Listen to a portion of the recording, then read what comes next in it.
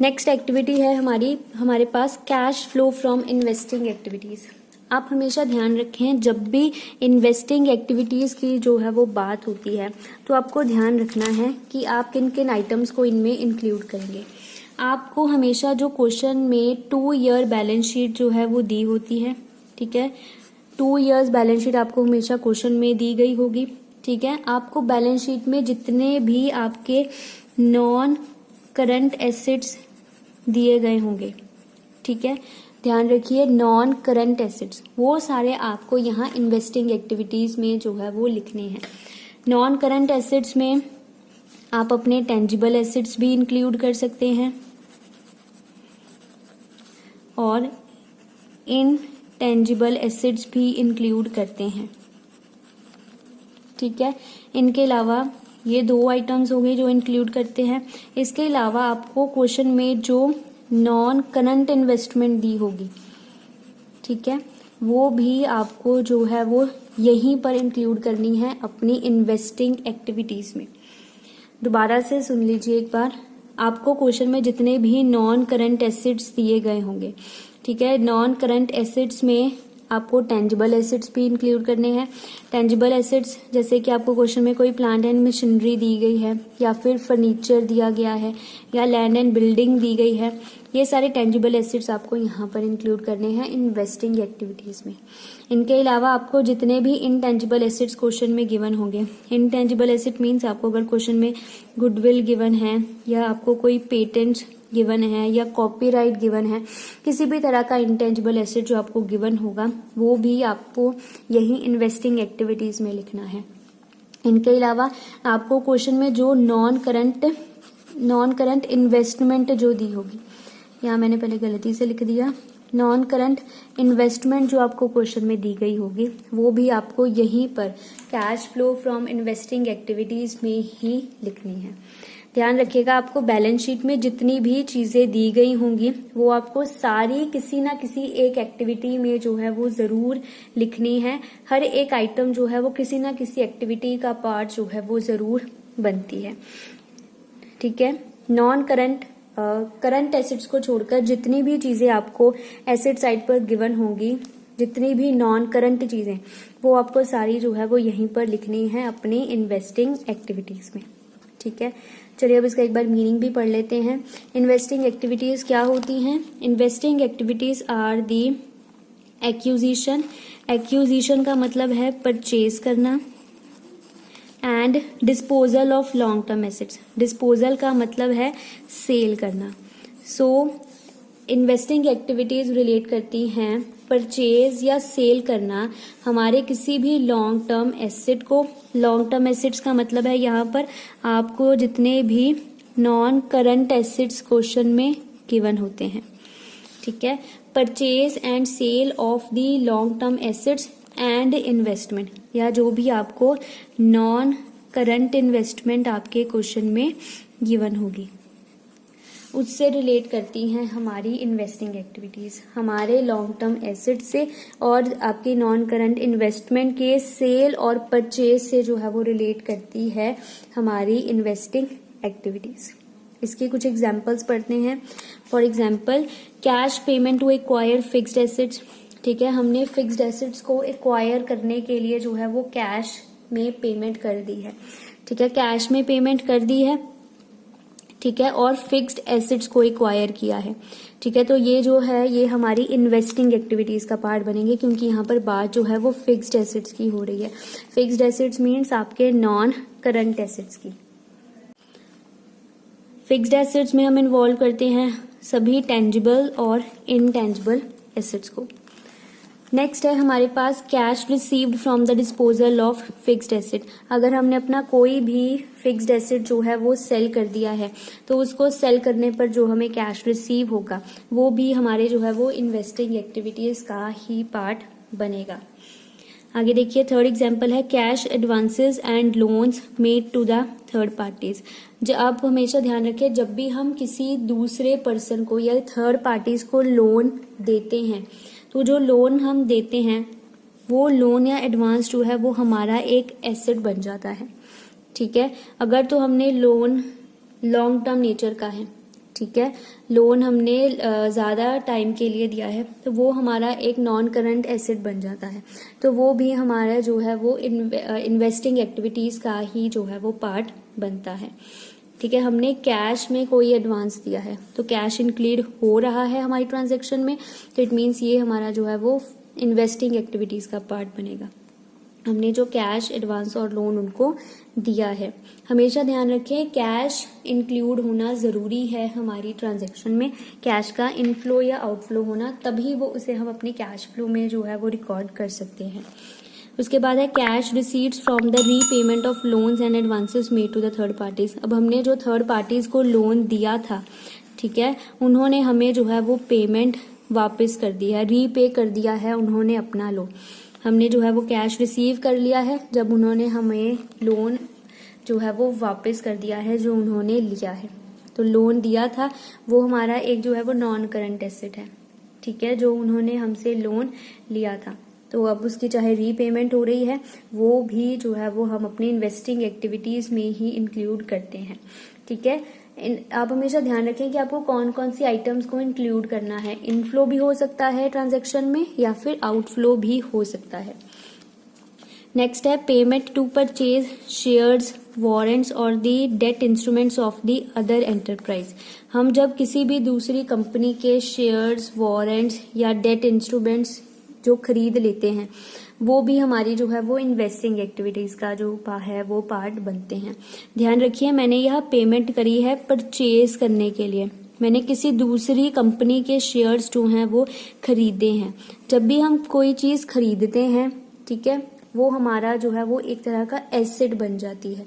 तो हमारे जितने भी एसेट्स होते हैं नॉन करंट वो सारे हम इन्वेस्टिंग एक्टिविटीज में ही इंक्लूड करते हैं, क्योंकि जो शेयर्स होते हैं, वारंट्स होते हैं या डेट इंस्ट्रूमेंट्स होते हैं, ये सारे जो है वो लॉन्ग टर्म नेचर के होते हैं। ठीक है, लॉन्ग टर्म नेचर के होते हैं। लॉन्ग टर्म मीन्स ये सारे नॉन करंट नेचर के होते हैं।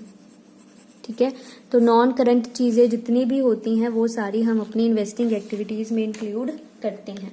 यहाँ पर हम पेमेंट कर रहे हैं, पेमेंट मीन्स आउटफ्लो हो रहा है। ठीक है, नेक्स्ट है receipts from the sale of shares, warrants और the debt instruments of other enterprise. अब हमने जो शेयर्स वगैरह जो है वो खरीदे थे किसी दूसरी कंपनी के, अब हमने जो है वो उन्हें सेल कर दिया है। ठीक है, सेल करने से क्या होगा, हमें जो है वो पैसा रिसीव होगा, इनफ्लो होगा हमारे बिजनेस में। अब जो शेयर्स है, वारंट्स है, ये हमारे नॉन करंट एसेट्स हैं।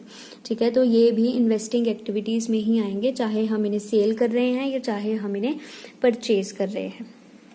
ओके, सो ये था learners cash flow from investing activities. Investing activities में जो है वो हम कौन कौन सी चीजें या कौन कौन सी आइटम्स जो है वो इंक्लूड करते हैं। आप हमेशा ध्यान रखें, आपको क्वेश्चन में जितने भी नॉन करंट एसेट्स गिवन होंगे, नॉन करंट एसेट्स में टेंजिबल एसेट्स भी आ जाते हैं, इनटेंजिबल एसेट्स भी आ जाते हैं, और आपकी सारी नॉन करंट इन्वेस्टमेंट भी इनटेंजिबल एसेट्स में ही आ जाती है। सो ये तीनों आइटम्स, तीनों चीजें जो है वो हम अपनी इन्वेस्टिंग एक्टिविटीज में जो है वो इंक्लूड करते हैं। अब है हमारी एक लास्ट एक्टिविटी रहती है जो है cash flow from financing activities. अब हम फाइनेंसिंग एक्टिविटीज में जो है वो क्या क्या आइटम्स जो है वो इंक्लूड करते हैं। आप हमेशा ध्यान रखिए जब भी हम फाइनेंसिंग एक्टिविटीज की बात करते हैं तब हम दो तरह की कैपिटल की बात करते हैं। एक होती है हमारी ओन्ड कैपिटल, एक होती है हमारी ओन्ड कैपिटल और दूसरी होती है हमारी ओड कैपिटल। जो हमारी ओन्ड कैपिटल होती है उसे हम ओनर्स कैपिटल भी कह देते हैं। ठीक है, और जो हमारी ओड कैपिटल होती है उसको हम बोरोड कैपिटल भी कह देते हैं। आपने ये वर्ड्स जरूर सुने होंगे, owners capital and borrowed capital. जो ओनर्स कैपिटल होती है उसमें हम तीन चीजें इंक्लूड करते हैं। फर्स्ट हम इंक्लूड करते हैं इसमें इक्विटी शेयर कैपिटल, दूसरा हम इंक्लूड करते हैं प्रेफरेंस शेयर कैपिटल, प्लस हम इसमें एक और चीज इंक्लूड करते हैं, वो होता है हमारा सिक्योरिटीज प्रीमियम रिजर्व। ये तीन चीजें जो हैं वो हम इंक्लूड करते हैं हमारे ओनर्स कैपिटल में। अगर हम बात करें बोरोड कैपिटल की, तो बोरोड कैपिटल में हम इंक्लूड करते हैं, आपको आपके क्वेश्चन में जितनी भी नॉन करंट लाइबिलिटीज गिवन होंगी क्वेश्चन में, वो सारी हम इंक्लूड करते हैं बोरोड कैपिटल में। नॉन करंट लाइबिलिटीज में हम इंक्लूड करते हैं अगर आपके पास कोई भी डिबेंचर्स है, ठीक है, या फिर अगर हमारे पास बॉन्ड्स हैं, ठीक है, या फिर अगर हमने कोई भी लॉन्ग टर्म लोन लिया हुआ है, ठीक है, वो भी हम अपनी बोरोड कैपिटल में ही जो है वो इंक्लूड करते हैं। ठीक है, आपको जितनी भी आपके क्वेश्चन में नॉन करंट लाइबिलिटीज गिवन होंगी, ठीक है, वो सारी आपको इंक्लूड करनी है आपकी बोरोड कैपिटल में। इन आइटम्स के अलावा 3 आइटम्स ऐसी हैं जो आप बोरोड कैपिटल में इंक्लूड करते हैं। वो 3 आइटम्स हैं, सबसे पहले तो होता है अगर आपको कोई भी शॉर्ट टर्म लोन क्वेश्चन में गिवन है। यहाँ ध्यान रखिए, ये जो मैं 3 चीजें लिखने जा रही हूँ ये आपको हमेशा करंट लाइबिलिटीज में गिवन होती है। आपको करंट लाइबिलिटीज में से ये 3 चीजें उठानी है। एक शॉर्ट टर्म लोन अगर आपको क्वेश्चन में गिवन है, ठीक है, दूसरा बैंक ओवरड्राफ्ट, ठीक है, और तीसरा है कैश क्रेडिट। ठीक है, आपको ये तीनों आइटम्स भी जो है वो अपनी बोरोड कैपिटल में इंक्लूड करनी है। ठीक है, सो आप ध्यान रखिए हमेशा बोरोड कैपिटल में एक तो आपको अपने सारे नॉन करंट लाइबिलिटीज को मेंशन करना है। ठीक है, नॉन करंट लाइबिलिटीज आपकी कोई भी हो सकती हैं जो आपके क्वेश्चन में गिवन हो, आपको वो सारी यहाँ पर नोट डाउन कर लेनी है। ठीक है, इन तीनों के अलावा अगर आपको करंट लाइबिलिटीज में कोई भी शॉर्ट टर्म लोन गिवन है या फिर बैंक ओवरड्राफ्ट गिवन है या फिर अगर कैश क्रेडिट गिवन है, तो ये भी आपको जो है वो अपनी करंट लाइबिलिटीज में ही जो आपकी बोरोड कैपिटल है उसी में ही आपको जो है वो इंक्लूड करना है। और कोई आइटम आपको अपनी करंट लाइबिलिटीज में से जो है वो फाइनेंसिंग एक्टिविटीज में नहीं लिखनी है। सिर्फ यही 3 चीजें हैं जो आपको फाइनेंसिंग एक्टिविटीज में लिखनी है। कोई हार्ड एंड फास्ट रूल नहीं होता है कि हमें इन तीनों आइटम्स को जो है वो अपनी फाइनेंसिंग एक्टिविटीज का पार्ट बनाना है, बट आपकी जो बुक है TS गरेवाल उसमें स्पेसिफिकली मेंशन है कि आपको इन तीनों आइटम्स को जो है वो फाइनेंसिंग एक्टिविटीज का ही पार्ट बनाना है। ठीक है, सो आपको जो है वो इन्हें अपनी फाइनेंसिंग एक्टिविटीज का ही पार्ट बनाना है। आप हमेशा ध्यान रखें, सिर्फ यही चीजें हैं जो आपको हमेशा अपनी फाइनेंसिंग एक्टिविटीज में इंक्लूड करनी है। इनकी अमाउंट्स हम किस तरह से कैलकुलेट करते हैं वो हम जब क्वेश्चन सॉल्व करेंगे तब मैं आपको वो सारी 1 बाय 1 जो है वो क्लियर कर दूंगी। सिक्योरिटी प्रीमियम रिजर्व शायद आपके लिए एक नया वर्ड हो, ये भी जब हम न्यूमेरिकल सॉल्व करेंगे तब मैं आपको इसका मीनिंग भी जो है वो क्लियर कर दूंगी। प्रेफरेंस शेयर्स या इक्विटी शेयर कैपिटल के बारे में आपने पढ़ा ही होगा, बिजनेस में भी काफी बार बच्चे पढ़ते हैं ये चैप्टर में, डिफरेंस क्या होता है, इनका मीनिंग क्या है, इनकी टाइप्स क्या है, ये सब आपको जो है वो ऑलरेडी जरूर क्लियर होगा। चलिए अब देखते हैं कि इनका मीनिंग क्या है फाइनेंसिंग एक्टिविटीज का। फाइनेंसिंग एक्टिविटीज का मतलब होता है कि फाइनेंस करना, हमारे बिजनेस को हम किस तरह से फाइनेंस कर रहे हैं वो हमारी जो है वो फाइनेंसिंग एक्टिविटीज का पार्ट बनता है। Financing activities are the activities which result in the change in size and composition of owner's capital and the borrowings of an enterprise from the other sources. So financing activities वो सारी activities हैं जो हमारी owners capital या जो हमारी borrowed capital है उसमें जो चेंजेस लेकर आती हैं आइटम्स, वो सारी आइटम्स जो हैं वो हमारी जो है वो फाइनेंसिंग एक्टिविटीज का जो है वो पार्ट बनता है। तो वो सारी ट्रांजैक्शंस, ठीक है, जो हमारी ओनर्स कैपिटल या बोरोड कैपिटल में चेंजेस लेके आती है वो फाइनेंसिंग एक्टिविटीज का पार्ट बनती है। आप हमेशा ध्यान रखें, आपको क्वेश्चन में ये जितनी भी चीजें गिवन होंगी, equity share capital, preference, security premium reserve, non current liabilities और करंट लाइबिलिटीज की ये 3 आइटम्स आपको जो है वो हमेशा आपके फाइनेंसिंग एक्टिविटीज में ही इंक्लूड करनी है, इन्हें और कहीं भी आपको नहीं लिखना है।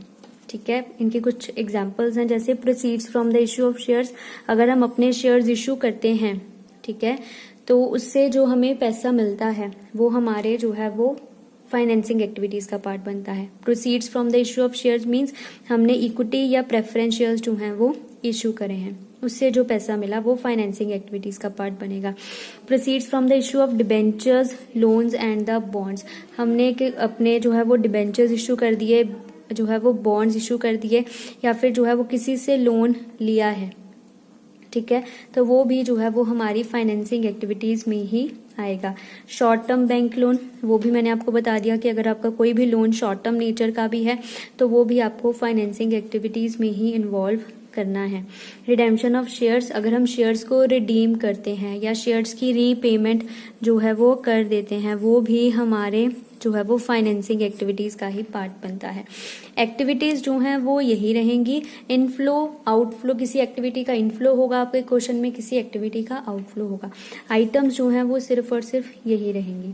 रिडेम्पशन ऑफ डिबेंचर्स, अगर हम डिबेंचर्स या बॉन्ड्स की रीपेमेंट कर दें या उनका आउटफ्लो हो रहा है, वो भी आपकी फाइनेंसिंग एक्टिविटीज का ही पार्ट बनता है। चेंजेस इन बैंक ओवरड्राफ्ट और कैश क्रेडिट, आपका जो बैंक ओवरड्राफ्ट है या कैश क्रेडिट है, ये भी आपको फाइनेंसिंग एक्टिविटीज में ही इन्वॉल्व करना है। सो लर्नर्स, ये थी आज की वीडियो जिसमें हमने समझा कि हमारे पास कौन कौन से मेथड्स हैं कैश फ्लो स्टेटमेंट प्रिपेयर करने के, और उनमें हम कौन कौन सी एक्टिविटीज जो हैं वो इन्वॉल्व करते हैं। आपके लिए इन एक्टिविटीज को समझना बहुत जरूरी है, क्योंकि आपको 1 मार्क में जो है वो क्वेश्चन पूछा जाता है किसी ना किसी एक्टिविटी से रिलेटेड। सो अगर आपको क्लियर है कि किस एक्टिविटी में हम कौन सी आइटम जो है वो इंक्लूड करते हैं, तो उसके अकॉर्डिंग आप इजीली जो है वो बता पाएंगे कि जो ट्रांजैक्शन आपको दी गई है या जो आइटम आपको दी गई है वो आपने किस एक्टिविटी में मेंशन करनी होती है, ऑपरेटिंग एक्टिविटीज में, इन्वेस्टिंग में या फिर फाइनेंसिंग में। आई होप आपको अब ये वीडियो अच्छे से क्लियर हो गई होगी। ये कुछ इंट्रोडक्टरी वीडियोस थी। लास्ट वीडियो में हमने समझा था मीनिंग, और आज की वीडियोस में हमने एक्टिविटीज जो हैं वो तीनों समझ ली हैं। ठीक है, अब मिलेंगे हम अपनी नेक्स्ट वीडियो में। नेक्स्ट वीडियो में हम अपने मेथड्स को और अच्छे से समझेंगे कि अब हम कैश फ्लो स्टेटमेंट का फॉर्मेट क्या है प्रिपेयर करने का, अच्छे से वो समझेंगे, और जो भी नेसेसरी फॉर्मेट्स हैं उन्हें अच्छे से समझ लेंगे नेक्स्ट वीडियो में। चलिए अब मिलते हैं अब अपनी नेक्स्ट वीडियो में। तब तक के लिए अगर आपने हमारा चैनल सब्सक्राइब नहीं किया है तो इसे सब्सक्राइब जरूर करें, वीडियो को लाइक जरूर करें और शेयर जरूर करें अपने फ्रेंड्स के साथ। Thank you.